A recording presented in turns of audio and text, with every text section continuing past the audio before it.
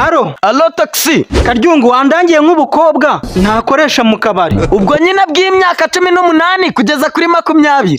Mubwiye abakobwa ntago nkubwiye abakecuru. Byibuze munsi ya 17 kugeza kuri 13. Ubwo bukobwa ntabwo nabona, ariko nshobora kuguha nimero ushobora kubaboneraho bakabaguha. Zimbwire rwose n'ibicamo nzagura akantu. Andika 112.